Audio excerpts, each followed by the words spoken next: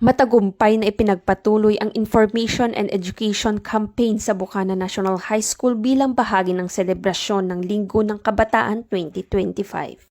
Sa ikalawang araw ng nasabing aktibidad, tinalakay ang mahalagang batas na naglalayong bigyang proteksyon at kaunlaran ang kabataan kabilang ang Republic Act 7610 or Special Protection of Children Against Abuse, Exploitation at Discrimination Act, Republic Act 10627 o Anti-Bullying Act of 2013 at Republic Act 9165 o Comprehensive Dangerous Drug Act of 2002.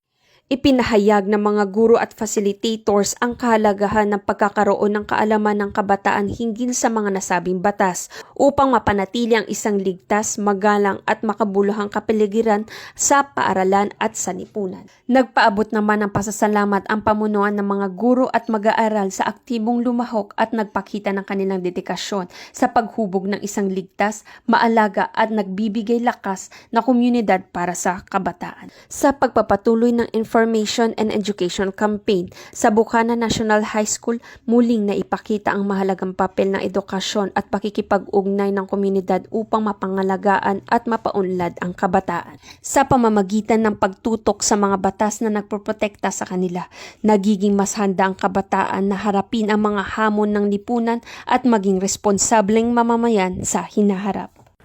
Mula dito sa Calapan City, Oriental Mindoro, ako ang iyong PNN Correspondent Patrolwoman Eloisa Joy Beredo, alagad ng batas, taga-taguyod ng Balitang Pulis.